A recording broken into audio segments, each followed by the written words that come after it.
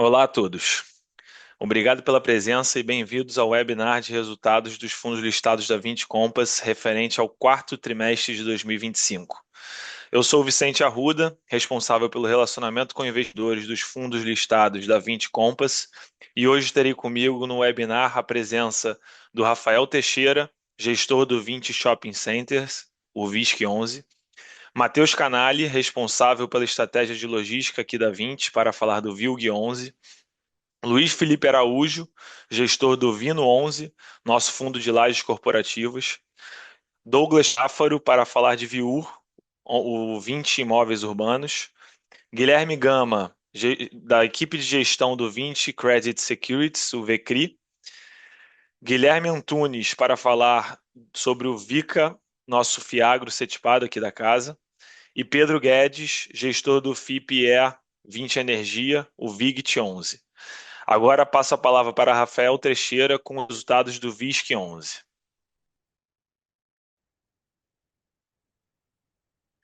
Olá a todos, meu nome é Rafael Teixeira, eu sou gestor do VISC. Vamos falar hoje dos resultados do fundo no quarto trimestre de 2025 e, consequentemente, do resultado do fechamento do ano de 2025 também para o VISC. Bom, eu acho que a primeira grande notícia do último trimestre de 2025 foi a nossa aquisição, junto com um pool de investidores, né, do Shopping Midway, no Rio Grande do Norte, Natal. O Midway é o principal ativo da cidade de Natal. É um ativo que a gente enxerga bastante upside. Ele vai ser administrado pela Ancar. É um ativo que tem uma ABL de quase 70 mil metros, é, tem uma previsão de NOI para 2026 de quase 140 milhões, e é um ativo que, sem dúvida, vai agregar bastante para o VISC em termos de resultado por cota, tá? A gente está entrando nele através de uma SPE, a gente entrou com uma participação pequena no equity da SPE e a gente também entrou como um credor de uma dívida que essa SPE tomou para comprar o ativo, né? Então a gente fez aqui uma operação estruturada que nesse primeiro momento não vai afetar o caixa do VISC, porque a gente se financiou para entrar na SPE e essa transação a gente estima que ela vai agregar em torno de 3 centavos por cota de rendimento adicional para o VISC nos próximos 12 meses. Então, o Midway é o nosso 31º ativo do portfólio do VISC. Além disso, né, uma outra boa notícia, a gente assinou no último TRI de 25 um MOU, né, um memorando de entendimentos para a compra de 10% do BH Shopping em Belo Horizonte. O BH Shopping é um dos principais ativos, né, da Multiplan, um dos primeiros e um dos principais. Isso vai reforçar a nossa posição na cidade de Belo Horizonte. A gente tem hoje 10% do Minas Shopping e agora, tudo correndo bem, é uma transação que está prevista para se concretizar até o fim do primeiro trimestre, agora de 26. A gente compraria 10% do BH Shopping. Tá? É uma transação que também vai ter uma estruturação financeira para viabilizar ela, e a gente tem ali um yield médio projetado para os primeiros 3 anos da pós-transação, né, de 11,4%, que também vai agregar bastante, né, em termos de distribuição e rendimento por cota do VISC. Que é o mapa mostrando a distribuição do nosso portfólio atual, né, com 31 shoppings. Acho que a grande novidade ali é a entrada do Midway, nosso segundo shopping em Natal. A gente já tem uma participação no Natal Shopping. Esse quadro mostra a diversificação do fundo, né, e como está distribuído nossos ativos, por todo o território brasileiro. E aqui a gente ressalta a diversificação por diversas frentes, né? A quantidade de ativos, a gente vê ali que a receita por ativo está bastante pulverizada, né? O único ativo que a gente tem mais de 10% de receita continua sendo o Prudent Shopping, que a gente tem 100% dele. Todos os outros 30 ativos já representam menos de 10%. Isso dá um conforto, a gente não tem uma concentração grande em nenhum ativo do portfólio, o que diversifica naturalmente o risco do VISC. Por administradora, a gente mantém ali Ancar e Argo como as duas principais, somando praticamente 50% da receita do fundo.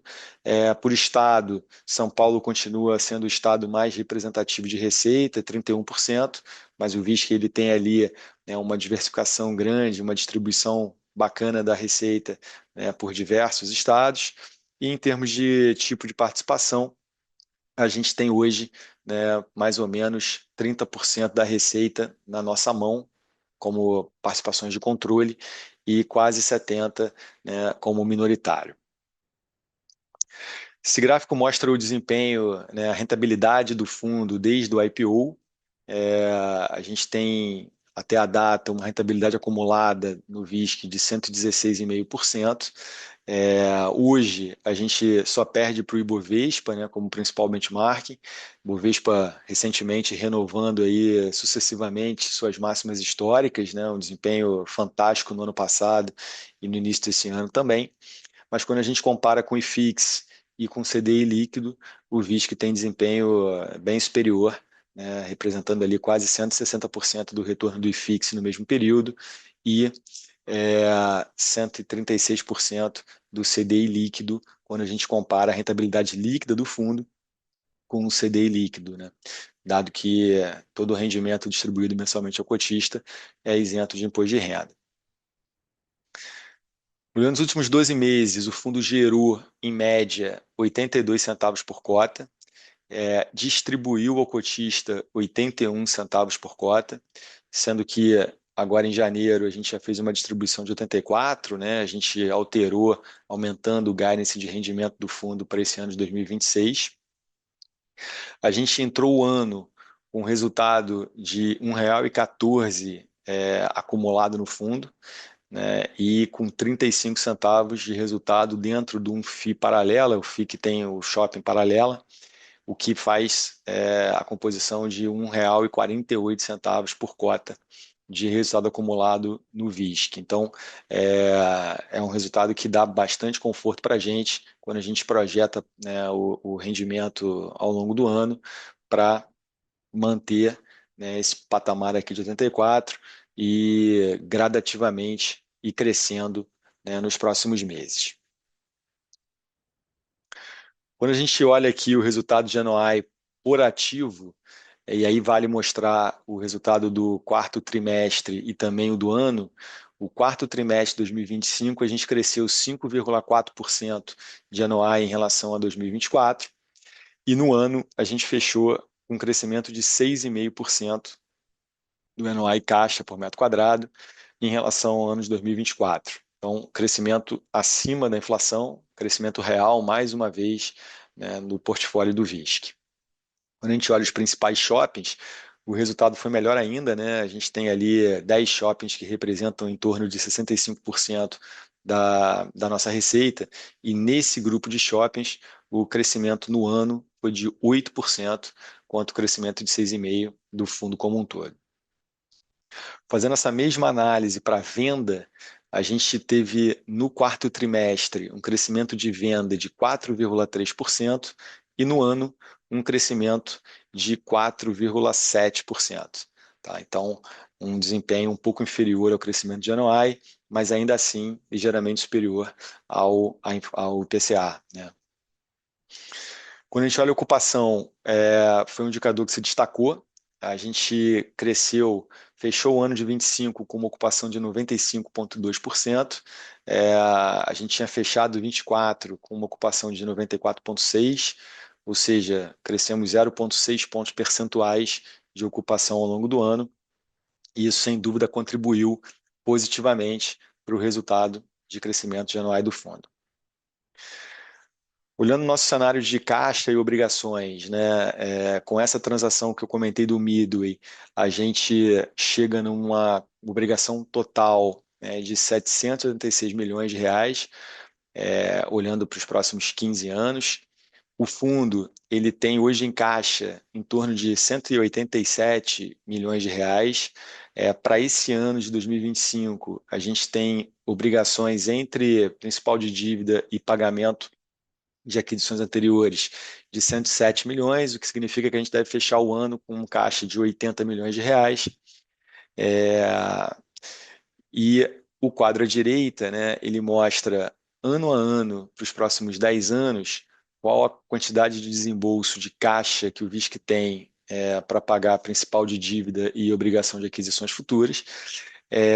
E a parte cinza do gráfico mostra a despesa financeira estimada, né, para os próximos anos. Depois a gente vai mostrar um pouquinho mais à frente como é que fica o LTV do fundo com esse cenário atual de caixa.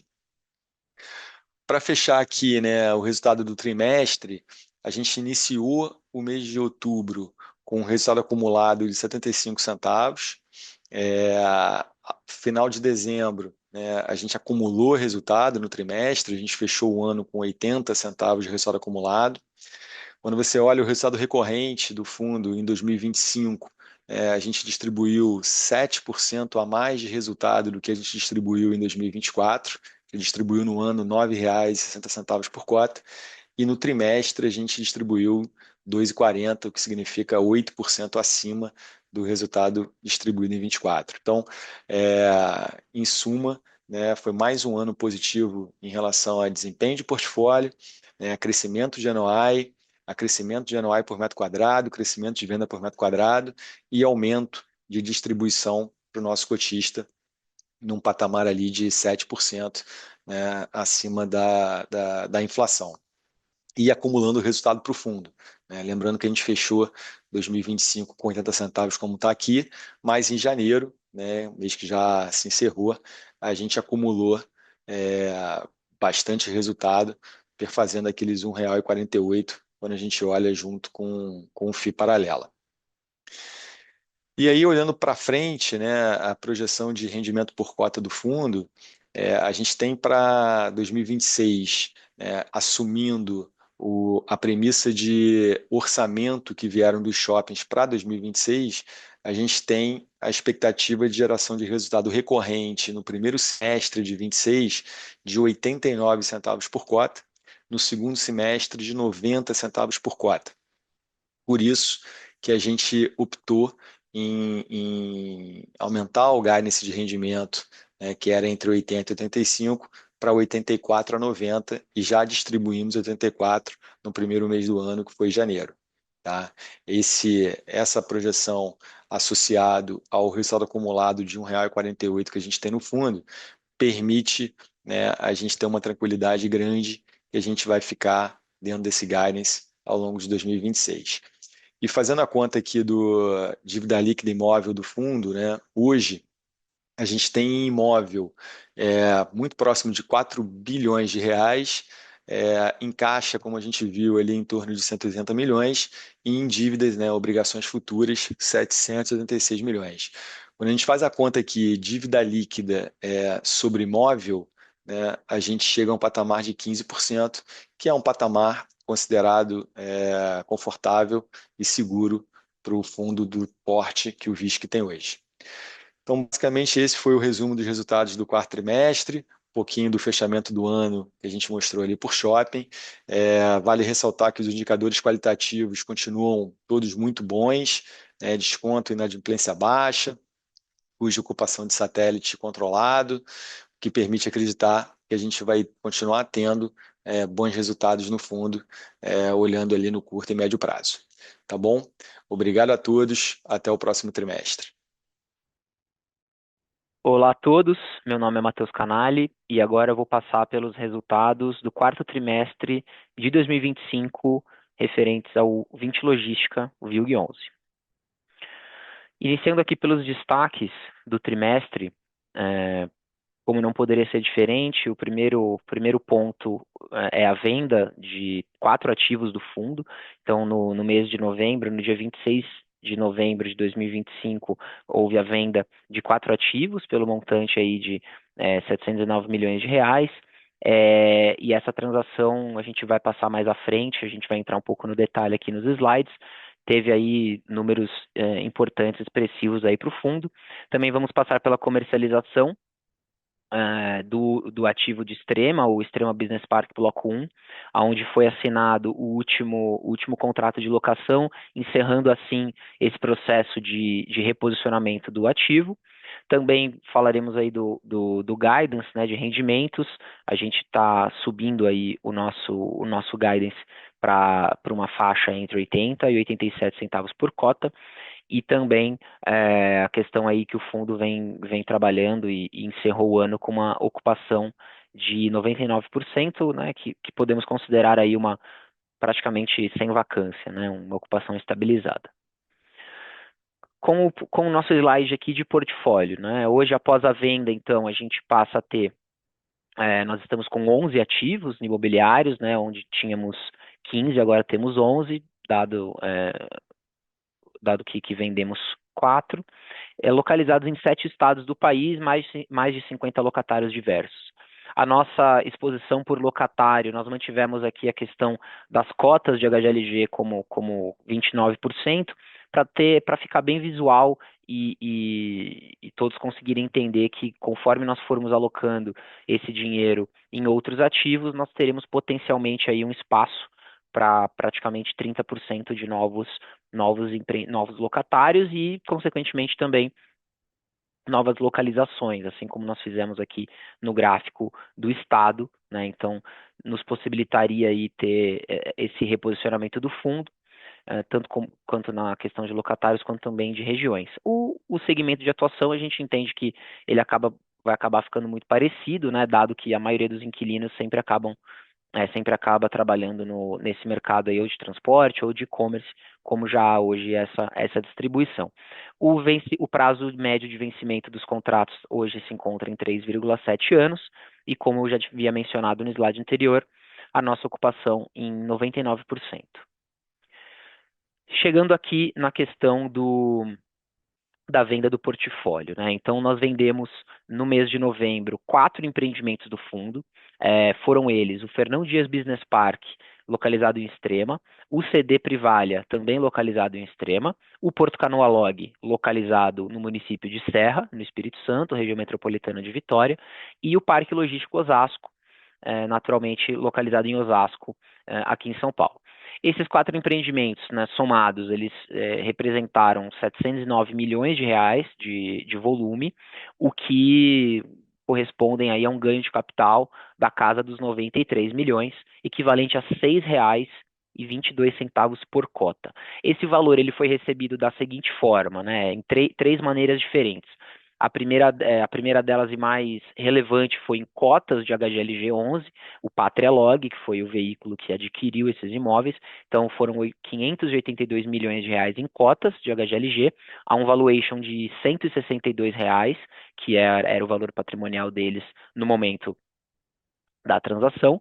47,4 milhões foi mediante a assunção do CRI por parte deles, então havia um CRI atrelado ao Fernão Dias e ao Privalha, então esse CRI foi cedido a eles, compôs, né, o preço, e 80 milhões em dinheiro, em uma parcela a prazo, que será paga após 24 meses. Essa parcela corrigida, tá, por uma taxa de 8% ao ano. Então, nós vamos aí até o recebimento da parcela, receberemos essa correção mensalmente, como se fosse um cupom de 8%. Então, todos os meses aí a gente vai recebendo esse valor fixo, correspondente a 8% ao ano, dessa parcela de 80 milhões.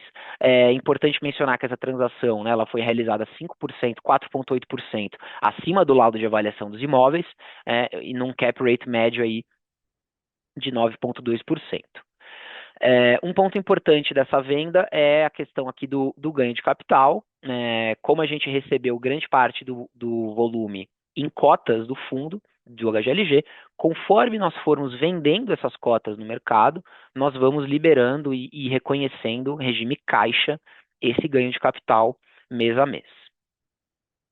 E é um gancho aqui para o próximo slide, que tem tudo a ver aqui com a nossa nova faixa estimada de rendimentos para esse ano de 2026, que ela vai depender naturalmente da venda e da variação, naturalmente da variação da cota do HGLG e também do nosso ritmo de vendas. Tendo uma premissa que nós venderemos esse ativo, né, esse fundo imobiliário, em valores que estejam entre 5% abaixo do valor de subscrição e 5% acima, né, olhando aqui a tabela da direita, num universo entre 154,11 e 170,33, né, valor da cota, a gente tem esse ganho de capital. O ganho de capital de 6,22, né, de R$ 6,22, ele é relativo à venda dessa cota no valor subscrito, de 162,22. No momento em que estamos gravando aqui, né, o HGLG ele se encontra na casa aí dos R$ 157, então são vendas que estão ocorrendo dentro aqui da nossa tabela, dentro aqui do nosso espaço estimado, o que resultaria aí em uma situação em que nós continuássemos vendendo nesse patamar, num ganho de capital aí da ordem de R$ 5 por cota. Certo? Mas como teremos um tempo razoável para vender todas essas cotas, num horizonte entre 18 a 24 meses, a gente entende que esse universo aqui entre menos 5 e mais 5, ele pode convergir muito mais para um cenário até acima de 162, dado toda a questão macro de início de corte de juros e tudo mais. Então, chegando aqui na faixa estimada de rendimentos, como eu mencionei, dentro desse universo da tabela, né, dessa venda dentro dessas condições, a gente estima que entre janeiro e junho desse ano, o rendimento se encontre entre 80 e R$ 87 por cota. No mês de janeiro, nós já anunciamos a primeira distribuição de 80 centavos por cota. E vindo agora para o assunto da comercialização, né, do encerramento, da conclusão da comercialização do Extrema Business Park Bloco 1, a gente teve aqui agora, no nosso último relatório trimestral, nós até já havíamos trazido esse assunto, porém os módulos G3 e G4, eles estavam com uma opção de locação assinada, era um inquilino ainda confidencial, ainda não era garantido que ele iria assinar o contrato de locação, ele estava com uma opção de locação. Conforme a Tokstok Mobile reduziu o espaço e conseguiu entregar a tempo os módulos 3 e 4, nós conseguimos assim assinar o contrato de locação com a DHL, um dos maiores transportadores logísticos aí do mundo, né, uma empresa multinacional, concluindo dessa forma a comercialização do empreendimento. Então hoje nós temos um empreendimento que, lembrando a todos, anteriormente ele era 100% ocupado pela Tokstok Mobile, hoje esse inquilino ocupa apenas os módulos 1 e 2, sendo o G3 e o G4 com a DHL, G5 e G6 com Serra Log, G7 com DSV e G8 com Supera Pharma. O valor praticado de locação após essa remodelação, né, da ocupação, ele está 3,9% acima do valor praticado pela Tokstok Mobile. Então, o mercado de Extrema, como é um mercado que tem repassado valores até acima de inflação ao longo dos anos, isso nos possibilitou também aumentar em termos reais a receita desse empreendimento. E a participação da Tokstok Mobile no fundo, ela passa dos anteriores 15% quando ela ocupava o empreendimento todo, para 4,5% agora, em que ela ocupa apenas 2 módulos, né? Ela passa de primeiro para sétimo lugar aí na representatividade de maiores inquilinos do fundo. E isso e aí o último dado aqui do slide foi uma área de 46.872 metros quadrados comercializados. Olhando aqui o cenário atual, as perspectivas, né, o gráfico da cota patrimonial, da cota de mercado, é um gráfico que a gente sempre traz e mês a mês aqui, no caso aqui trimestre a trimestre, nós temos ganhado terreno aqui e aumentado o valor aqui da cota do fundo. Hoje o VILG está nessa casa aí dos R$ 102 por cota, menos de 10% de desconto em relação à cota patrimonial de R$ 113. No momento aqui de fechamento desse slide, né, que foi o final de janeiro, a gente tinha essa diferença aí na casa de 9,3%, uma alavancagem do fundo hoje de 12,5%, e o outro dado aqui que a gente sempre traz é a questão do market cap dos imóveis, né, com 2.773, que a gente considera ainda um valor por metro quadrado inferior ao custo de reposição dos imóveis do VILG, o que seria aproximadamente aí mais ou menos esse gap aí para patrimonial. E quando comparamos também com os nossos peers, a gente está ainda com espaço para crescimento. A situação de caixa do fundo hoje ela é muito confortável por conta aí da venda ocorrida no final do ano passado. Então, hoje temos um caixa líquido da casa aí de 476 milhões de reais de caixa líquido. Naturalmente, grande parte desse caixa será usado para as novas aquisições, mas a nossa intenção é manter, após as aquisições, um caixa ainda super confortável para o cumprimento dessas obrigações a prazo. Lembrando que nós fizemos a cessão do CRI Extrema, então, portanto, hoje existem aí dois CRIs vigentes, o do Aliança e o do Castelo. Um destaque para o gráfico aqui de 2026, né? Vocês podem observar que ele está maior do que os outros por conta de uma amortização extraordinária no CRI do Aliança, que nós acordamos da ordem de 36 milhões. 11 milhões já foram pré-pagos no ano passado, restando agora para 2026 esse restante de 25 milhões, por isso o gráfico de 2026 maior aí em relação aos outros. E por fim, o resultado financeiro do fundo, em regime caixa, fazendo aqui o balanço de outubro, novembro e dezembro, entre o resultado total, 79, 72, 63, e o rendimento que foi distribuído, né, 72, 72 e 74, né, cumprindo o guidance de quarto trimestre, que era entre 69 e 74, finalizando aí no 74, que era o nosso topo do range até dezembro, e finalizando o ano de 2025 com um resultado acumulado não distribuído de 11 centavos. Quando a gente compara, né, o quarto trimestre de 25 com o quarto trimestre de 24, um aumento aí de 17% nos rendimentos distribuídos e um aumento também quando a gente olha no acumulado, né, que no caso aqui seria o fechamento do ano como um todo. Então, o ano de 2025 em relação ao ano de 2024, ele teve aí um aumento expressivo de 10% no resultado e no rendimento distribuído de 14,3%. Então, muito obrigado. Essas foram as atualizações do 20 Logística.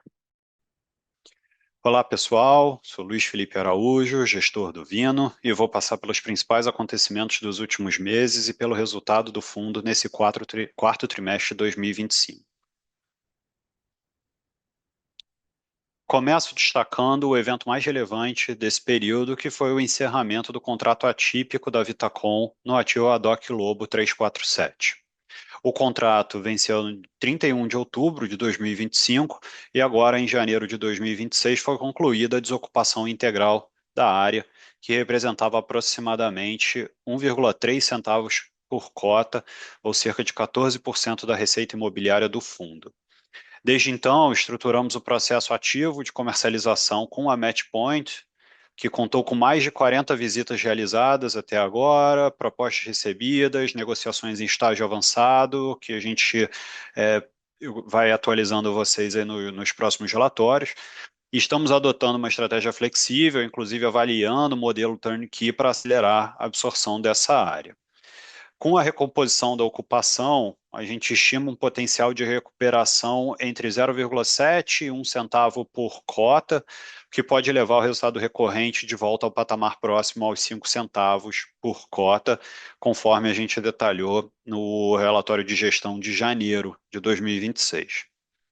Ainda nas atualizações gerais, tivemos também a devolução antecipada da loja, que a Vitacom também ocupava no nosso imóvel da Oscar Freire. O contrato que originalmente iria até novembro de 2029 representava aproximadamente 0,1 centavo por cota, cerca de 2% da receita imobiliária. Em dezembro de 2025, a gente também concluiu o processo de reavaliação anual dos ativos do fundo com a Colliers. O novo valor justo ficou 1% abaixo do valor contábil anterior, uma variação negativa de aproximadamente 1,4% no valor patrimonial da cota da database aí de final de novembro. O portfólio do fundo segue composto por 9 ativos, são mais de 75 mil metros quadrados de ABL própria, com aproximadamente 75% em São Paulo e boa diversificação entre sub-regiões. Cerca de 65% da receita vinculada a contratos atípicos e o maior contrato típico representa hoje aproximadamente 9% da receita do fundo. O vault do portfólio é bastante longo, permanece em 7,5 anos, tendo um prazo médio remanescente dos contratos. Vale notar que com a saída total da Vitacom, representava mais de 10% do aluguel do fundo, né, considerando os dois contratos de locação da DOC e Oscar Freire. A gente teve uma atualização nesse gráfico da diversificação de receita por locatário, e agora o BMA Advogados passa a ser o segundo aluguel mais relevante aqui, né? Locatário mais relevante após Globo, com 9% da receita imobiliária. Nos indicadores operacionais, observamos alguns movimentos relevantes no período. A inadimplência registrada em dezembro, que foi pontual, tá? Decorrente de um atraso no pagamento da Réguas no Vitocorá. O valor foi quitado integralmente em janeiro, com multa e juros, tá? E não configura um problema estrutural para o fundo. Já a taxa de ocupação apresentou queda, em função da saída da Vitacom na DOC, como a gente já falou.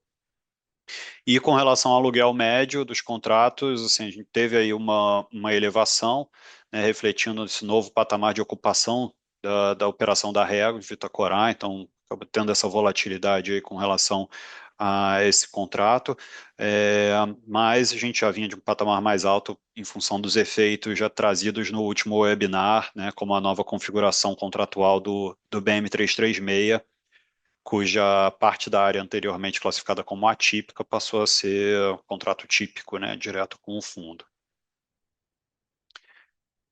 Em relação à situação de caixa e obrigações, o fundo mantém as obrigações de aquisição, né, de imóveis a prazo, o cronograma distribuído ao longo dos próximos anos. Fechamos um ano com essas duas obrigações relacionadas à Globo e à DOC. Em 2026, agora em abril, a gente tem a última parcela do BM336 para receber, pouco mais de 35 milhões de reais, que vai dar uma reforçada no nosso caixa. Que a gente tem aí em termos de principal para ser pago ao longo do ano cerca de 20 milhões de reais. E é importante só destacar que esses 35, 36 milhões de reais da parcela do BM336, um pouco mais de 15 milhões, 16 milhões de reais são referentes a ganho de capital. Seguimos atento à questão da gestão da alavancagem, e o fluxo de caixa do fundo, observando sempre aqui a questão das nossas obrigações. Em termos de resultado, o trimestre começou a refletir já os efeitos do encerramento dos contratos mencionados, com o resultado recorrente gerado no mês de dezembro chegando a 4,2 centavos por cota. Na média, né, do terceiro trimestre, a gente teve um 4,6 centavos por cota no recorrente, já uma queda com relação ao ano passado, né, de cerca de 15%. Mas, enquanto isso, a gente manteve o resultado distribuído nesses meses de 5 centavos por cota, que levou o resultado acumulado não distribuído no final do ano para 0,7 centavos por cota. Seguimos focados aqui na recomposição dessa receita, né, na comercialização das áreas vagas e na preservação da qualidade de crédito do portfólio. Por fim, reforço o convite para que acompanhem nossos relatórios mensais, onde detalhamos a carteira, indicadores operacionais e evolução dos resultados do fundo. E com isso, encerro aqui a sessão referente ao Vino.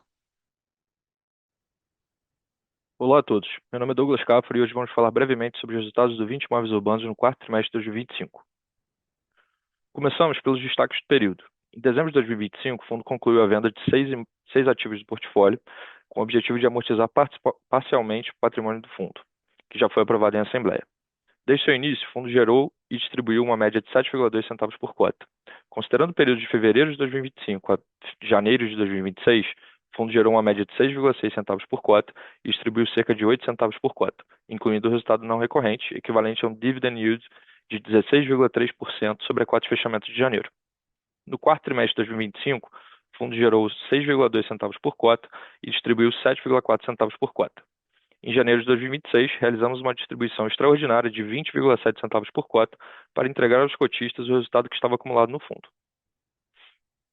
Entrando no detalhe da transação, conforme divulgado por fato relevante em dezembro de 2025, concluímos a venda de 6 imóveis com ABL total de 82 mil metros quadrados pelo preço de 269,2 milhões.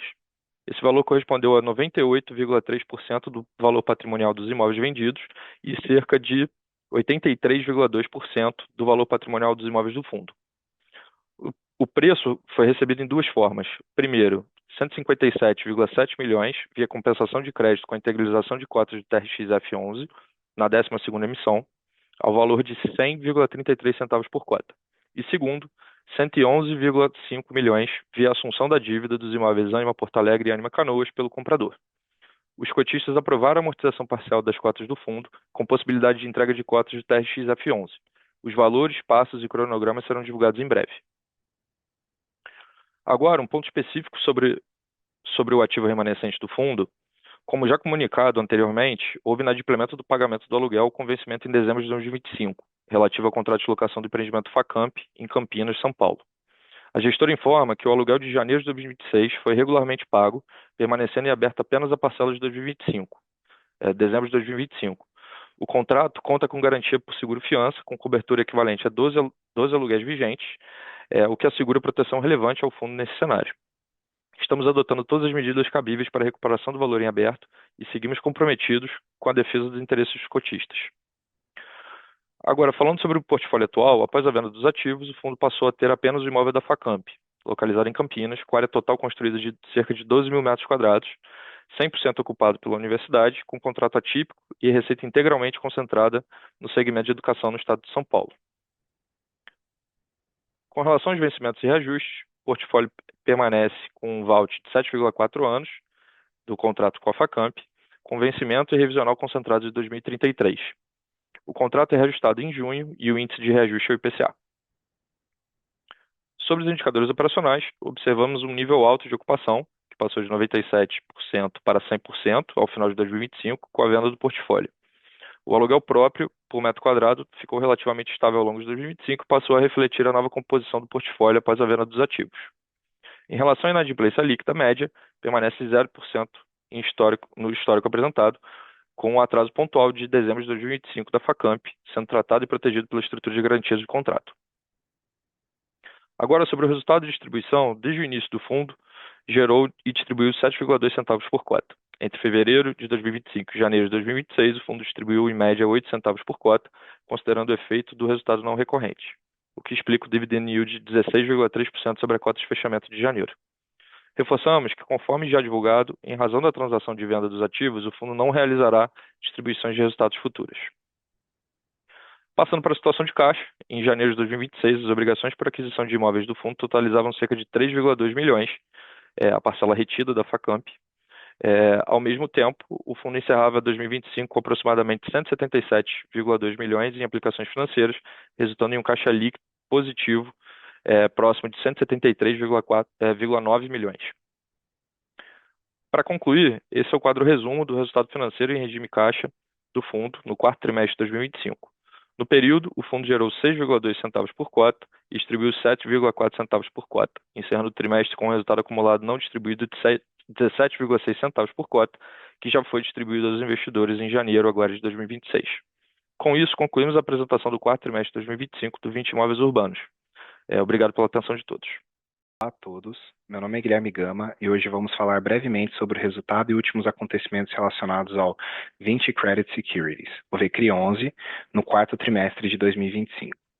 O VCRI é o nosso fundo imobiliário dedicado a investimentos em certificados de recebíveis imobiliários e possui 4 anos de track record desde o seu IPO na B3. O fundo possui uma carteira diversificada de 52 emissões de CRIs, que representam aproximadamente 81% do PL, além da alocação em 14 FIIs com viés de renda, que representam 7,2% do PL. A carteira de CRIs é composta por 22% de CRIs atrelados ao CDI, que possuem duration média de 2,2 anos, e estão marcados na carteira uma taxa média de CDI mais 4%. 76% de CRIs atrelados ao IPCA, que possuem duration média de 2,8 anos, estão marcados na carteira uma taxa média de IPCA mais 10. E 2% de CRIs com taxa pré-fixada, que possuem duration média de 4,4 anos, estão marcados na carteira uma taxa média de 16,5% ao ano. Além da diversificação por indexador, o fundo também possui uma forte diversificação setorial, de forma que não fica totalmente correlacionado ao ciclo de incorporação, possuindo também CRIs do setor logístico, de geração distribuída, agronegócio, varejo, home equity, shopping center, entre outros. Com relação ao histórico de rendimentos, vale ressaltar que em janeiro o fundo anunciou uma distribuição de rendimentos de 9 centavos por cota, que equivale a um dividend yield anualizado linearmente de 14% ao ano, calculado sobre a cota de mercado de fechamento do mês, superando a média do IFIX, que foi de 11,7% no mês, e a média dos seus peers de recebíveis, que foi de 12,7%. No gráfico da direita, conseguimos ver que o fundo continua superando o dividend yield dos seus benchmarks consistentemente. O VCRI segue com um desconto relevante de 19,1% quando comparamos o valor de mercado com o valor patrimonial da cota. Trazemos uma tabela de sensibilidade para demonstrar o impacto desse desconto. Caso o fundo estivesse negociando na cota patrimonial, quem adquirisse a cota estaria comprando uma carteira com spread médio de 10% na parcela IPCA e de 4% na parcela em CDI. Como a cota está negociando na B3 com desconto considerável, o cotista que adquirir cotas do fundo agora está levando uma carteira com spread médio de 12,4% na parcela IPCA e 5% na parcela em CDI. Lembrando que esses valores não são líquidos de taxas, que devem ser considerados para cálculo do retorno final.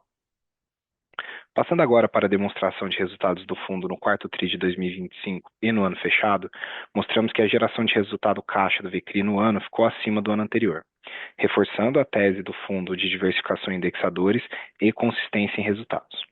O reinvestimento dos valores recebidos a título de amortização de principal em novos ativos, com cupom superior à média da carteira, também tem contribuído para a geração de resultado do fundo, aproveitando o momento atual de curva de juro real em patamar elevado. Para concluir, trazemos a atualização do nosso guidance de distribuição de rendimentos para até o final do primeiro TRI de 2026. Desde o IPO, estamos renovando essa estimativa de 3 em 3 meses e o fundo entregou com consistência as distribuições de rendimento dentro dessa banda estimada, reforçando o compromisso da gestão com a transparência com os cotistas e previsibilidade de resultados. Com base na previsão de recebimentos da carteira do fundo e resultado acumulado não distribuído, estimamos uma distribuição de rendimentos na faixa de 8 a 11 centavos por cota até março de 2026. Com isso, encerramos a sessão do VCRI. Olá a todos, meu nome é Guilherme Antunes e hoje vamos falar brevemente sobre o resultado e últimos acontecimentos relacionados ao 20 Crédito Agro no quarto trimestre de 2025.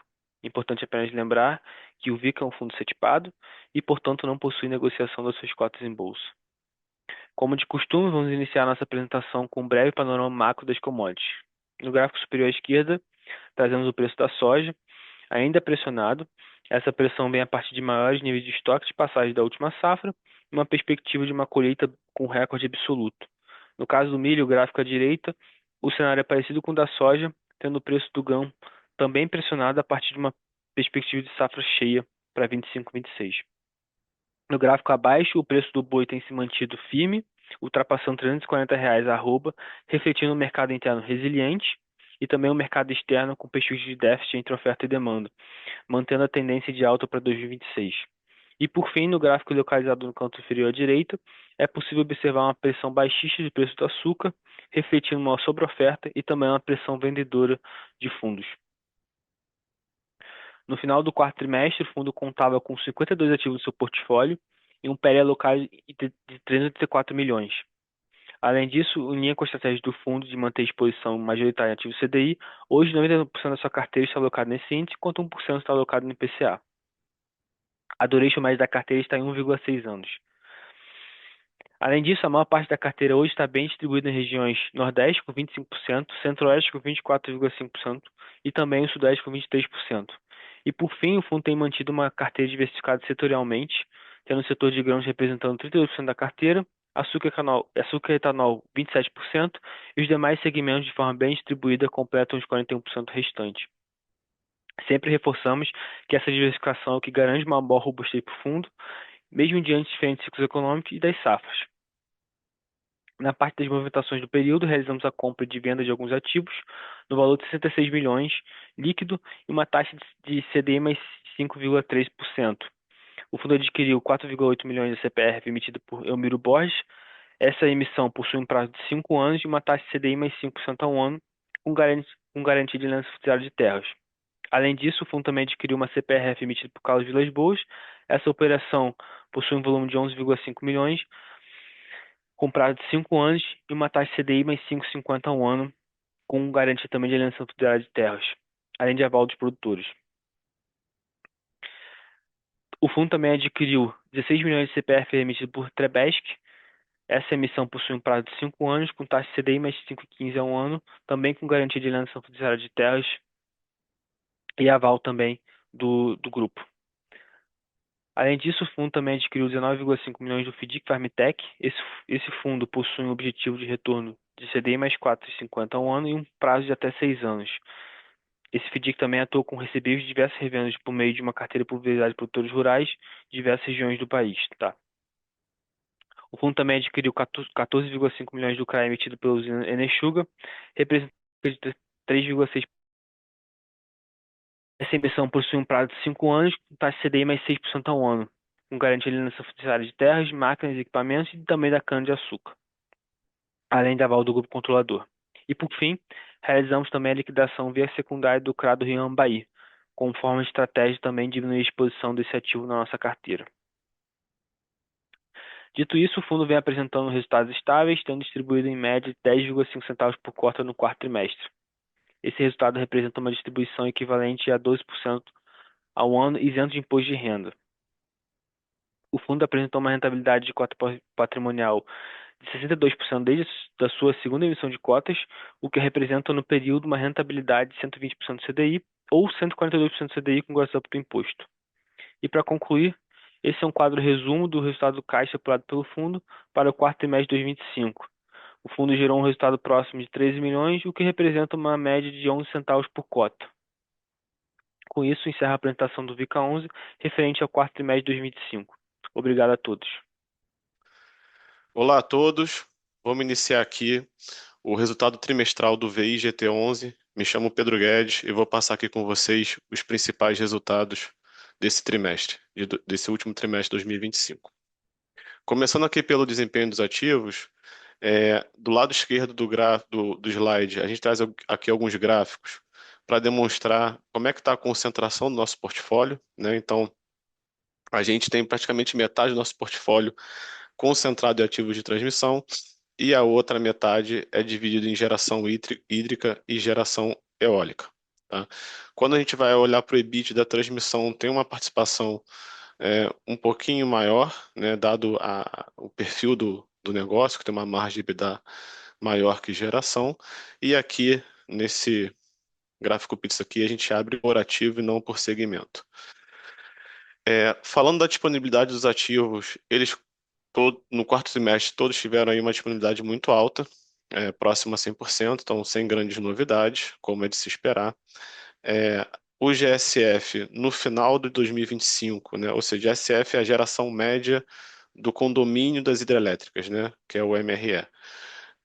A geração média ali foi bem baixa, a gente teve poucas chuvas no final de 2025, então ficou ali na média abaixo de 70%, o GSF do quarto TRI de 25, mas a gente sempre reforça, quando traz esse dado aqui, que isso não impacta a nossa receita na nossa PCH, né, na nossa geradora hidrelétrica, porque a gente possui o seguro GSF para 100% da nossa geração. Então, esse ativo ele se comporta quase como uma transmissora, porque a receita dele está sempre ali entregando 100% da energia contratada, dado que ele tem esse seguro. Falando da geração eólica, a gente, né, como vem já virando algo normal aqui nos últimos anos, né, a gente teve um curtailment muito alto no quarto trimestre. O quarto trimestre é um trimestre de bons ventos, então a gente teve aí um curtailment da ordem de 35%, mas vale a pena lembrar que parte desse curtailment, né, no final ali, em novembro de 25, passou, foi, né, homologada a nova lei que prevê que o curtailment é caracterizado como de confiabilidade e o elétrico, ele será ressarcido. Então, via de regra, aí, mais ou menos metade desse curtailment que a gente teve nesse ano 2025, ele não vai penalizar a companhia. Então, quando a gente olha aqui esse gráfico, a gente tinha uma meta de gerar aqui 26,5 mega médio, a gente gerou de fato 17,3. A gente teve 9,5 de curtêmetro, né? Ou seja, se não tivesse curtêmetro, a gente geraria até acima da meta, mas desse 9,5 aqui, aproximadamente metade a gente não vai ser penalizado, que metade desses 9,5 é o curtêmetro caracterizado como de confiabilidade e o elétrico. Bom, seguindo aqui, olhando para o highlight financeiro, também sem grandes novidades, pontos de atenção aqui é que a gente, em dezembro, reverteu esse curtêmetro histórico, conforme a lei que foi homologada em novembro. Então, a gente reverteu 27 milhões de receita em Mangue Seco. Então, é por isso que a gente vê esse aumento expressivo aqui na receita do quarto tri de Mangue Seco. Consequentemente, a gente teve um incremento também do imposto de renda, né, porque a gente teve uma receita muito maior, a gente trabalha no lucro presumido. E outro dado, de resto aqui, acho que foi tudo dentro do esperado, né? OIM, D&A, tivemos uma queda que já estava também esperado no nosso orçamento. E despesa financeira teve um incremento aqui em relação ao terceiro tri, porque a gente teve a renovação de algumas fianças dos financiamentos dos projetos, e a gente teve esse FII de comissão da fiança que acabou dando essa distorcida aqui na despesa financeira. Bom, evoluindo aqui, essa é a fotografia dos nossos financiamentos e das nossas ações preferenciais resgatáveis, que tem um comportamento muito próximo a um financiamento. Aqui são dívidas de longo prazo que estão contratadas e, enfim, vêm sendo servidas com o fluxo dos projetos. Então, também sem grandes novidades aqui para destacar com vocês. Tá? E, bom, entrando aqui agora na parte de mercado e atualizações, esse foi o comportamento da cota aí histórico, né? Então a gente teve um volume diário médio negociado no quarto tri de mais ou menos R$ 600 mil. O patrimônio líquido do fundo, né? A cota mercado está ali próximo dos 70, né? Então a gente está falando aí de 610 milhões de reais. E o número de cotista também teve uma nova concentração. A gente está agora com 5.400 cotistas, mas enfim, a liquidez vem até subindo apesar da concentração do número de cotistas. O retorno implícito da nossa cota, né, nessa cota de fechamento de R$ 45, é um retorno implícito de IPCA, né, inflação mais 15,4. Isso é líquido para o investidor pessoa física, então a gente bota aqui do lado esse retorno grossapado por 15%. Então seria um retorno aproximado aí bruto de IPCA mais 20. Bom, seguindo agora aqui para outros temas relevantes, falando da reavaliação da cota patrimonial, a gente traz aqui embaixo um gráfico que a gente tenta explicar esses impactos. Então, a gente partiu da última avaliação de agosto 25 de uma cota patrimonial de 69,1. A gente bota aqui os impactos esperados, né, o IPCA, o retorno que era esperado implícito, né, na última marcação, quanto que foi distribuído e a gente esperaria, né, que a gente tivesse uma cota de 71,6. Porém, a gente teve basicamente esses quatro impactos aqui, que o primeiro, né, a gente teve um leve incremento em função da redução do custo de capital, né? Isso aqui na avaliação independente, né, feito por esse avaliador, ele faz o cálculo do CPM, então tem risco Brasil envolvido, tem beta de empresas listadas. Nesse cálculo, a taxa de desconto, né, que traz os fluxos futuros a valor presente, teve uma leve queda, então isso incrementou em 1,7 a nossa cota patrimonial, e a gente teve essas três reduções, né? A gente teve um cenário macro realizado pior do que a gente tinha previsto ali em agosto 25, né? Esse patamar de CDI a 15, com uma inflação controlada, se manteve por mais tempo, a gente não teve nenhuma redução até agora do CDI. A gente teve uma leve piora do curtailment, tá? Aqui, lembrando, né, essa avaliação patrimonial, ela foi feita em outubro 25, né? Então, com a data base, né? Então, não tinha saído a lei lá do ressarcimento do curtailment. Então, aqui foi considerado o curtailment cheio do ano de 2025, não teve uma reversão. E a gente também teve aqui uma projeção macro para frente um pouco pior, um cenário macro mais desafiador, e isso também impactou negativamente nesse valor presente do portfólio. A gente então fechou aí com uma leve queda frente ao que era esperado, 71,6 de 70,4. Bom, ponto importante dessa reavaliação patrimonial que a gente reforça aqui é que a gente ainda não está considerando a renovação do contrato do Proinfa, que é o contrato de energia da nossa geradora hidrelétrica. Já saiu a lei já foi homologada, que prevê essa renovação. São mais 20 anos de contrato, a um preço de hoje, né, de R$ 406 por megawatt-hora. Só que a gente ainda não está considerando isso porque a gente está esperando o contrato ser assinado. Saiu um decreto, né, o 12834, no início do ano de 2026, falando que terá até o prazo limite para assinar essa renovação de 31 de março. A gente vem aguardando a minuta dessa renovação, a gente ainda não recebeu, mas a gente vê como muito provável essa renovação. Mas, de todo modo, por conservadorismo nosso aqui, a gente vem segurando considerar isso nos nossos números, até ter o contrato assinado. E aqui no gráfico de baixo, basicamente, a gente vem mostrando qual que é o impacto na receita dessa renovação frente ao número que está hoje na nossa marcação patrimonial. Então, como hoje o contrato tem um preço de R$ 472 e ele cairia para 406, no ano de 26 e 27, a gente perderia aqui 8 milhões e meio, praticamente 11 milhões de receita em 2027. A partir de junho 28, a gente tem um contrato renovado por mais 20 anos até junho 48. Então, o ano de 2028 ele tem um primeiro semestre ruim, comparado, né, com o preço de hoje, e um segundo semestre muito bom, comparado com o preço de energia que a gente considera hoje na nossa marcação. A gente tem um preço médio aí de 220, tem ano que é menor, tem ano que é maior, mas grosso modo um preço de 220 e a gente considera, né, com essa renovação, né, a gente passa a considerar R$ 406 por megawatt-hora. Então, com isso, a gente tem um incremento assim muito relevante a partir de 2028 no nosso faturamento. Então, isso que a gente já vem aqui alertando nossos cotistas que em tendo esse contrato, essa renovação formalizada, é esperado aqui um impacto bastante relevante no valor patrimonial, né? Ou seja, no valor do nosso portfólio, mas também um impacto muito relevante a partir de 2028 nas nossas distribuições de dividendos. Bom, aqui dando um pouco mais de cor da questão do curtêmetro, né? A gente até então vinha apresentando o curtêmetro como um número fechado, sem detalhar o que era o curtêmetro energético, o que era o de confiabilidade, o que era elétrico.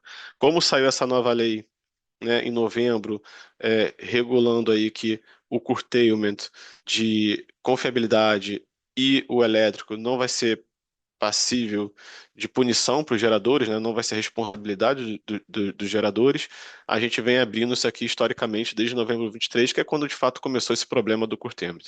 Então, quando a gente pega todo esse histórico acumulado até dezembro de 25, aproximadamente 60%, né? 60,6% de todo o curtailment que a gente teve foi de confiabilidade ou elétrico. Então, esse seria o tamanho, né, que a gente seria ressarcido, ou seja, que a gente não estaria passível de punição por ter sido cortado. Tá? Esse valor representa até dezembro, né, 29 milhões,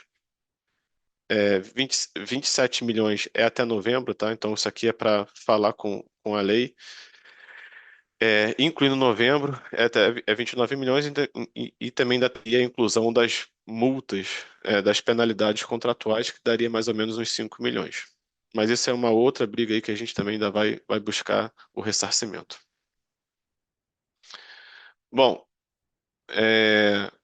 indo aqui para as distribuições, falando um pouco do ano 2025, né?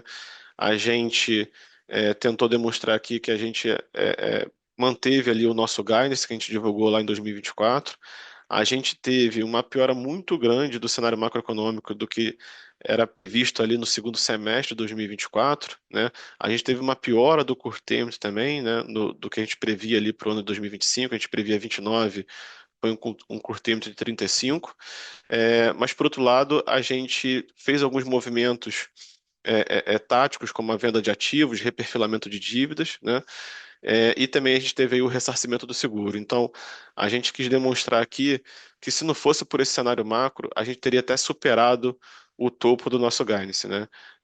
Infelizmente, o cenário macro desafiador aí de CDI alto, com juros estabilizados nesse patamar relativamente baixo, vem sendo persistente. E se não fosse por isso, a gente teria aí talvez extrapolado até o topo do nosso range de guidance que a gente passou lá em 24. Bom, a gente divulgou no relatório de janeiro desse ano, mas a gente traz aqui também para o relatório trimestral o nosso guidance de longo prazo, né? E basicamente o que a gente traz aqui, né? A barra azul, né? A partir aqui de 26, 27, seria ali o valor esperado, e a gente bota aqui os limites inferiores e superiores que a gente espera distribuir.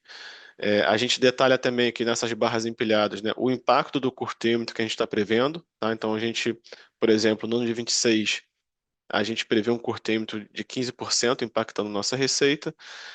Isso conversa com esse 1,4 dessa barra cinza aqui empilhada no ano 2026. E lá para frente, né, e voltando com o tema da renovação do Proinfa, a gente botou num cinza um pouco mais escuro o impacto mínimo aí esperado com essa renovação do Proinfa. Então a gente está demonstrando aqui que por ano, né, a partir de 2028, com essa renovação do Proinfa sendo confirmada com a assinatura do contrato, a gente espera aí de pelo menos R$ 2 de incremento por ano na distribuição por cota, tá? E até mesmo para efeito de ilustração, né, a gente trouxe também aqui as premissas macros que a gente utilizou no guidance anterior, né? Então a gente vê que o cenário macro piorou bastante, né? A gente tinha um CDI aqui de 26 já de 11,5, depois caía para 10 e estabilizava no longo prazo em 8. A gente tem um CDI aqui agora de 13,4, 11, estabilizando em 10, né? Então isso tudo para reforçar que a gente vem respeitando o guidance que a gente montou lá em 2024. A gente fez diversas ações relevantes aqui que geraram valor para o negócio, e a gente só não conseguiu, vamos dizer assim, surpreender para cima o guidance que a gente divulgou, porque a gente teve um cenário macro muito mais desafiador. Então, a mensagem que a gente quer passar aqui é que a gente, com movimentos táticos, com uma gestão ativa, a gente conseguiu cumprir o nosso guidance e melhorar nosso portfólio, né, deixar um portfólio mais eficiente, e que com o cenário macro voltando a uma normalidade aí, a gente tem tudo para eventualmente até surpreender essas distribuições futuras. Bom, eu termino aqui é o cronograma dos anúncios e pagamentos das próximas distribuições. Agradeço a todos. Muito obrigado. Bom, e aqui se encerra o nosso webinar de resultados dos fundos listados do quarto trimestre de 2025. Lembrando que todos os nossos relatórios, portfólios dos fundos, comunicados e portal de RI se encontram no nosso site oficial 20fundoslistados.com. Obrigado a todos pela presença e até a próxima.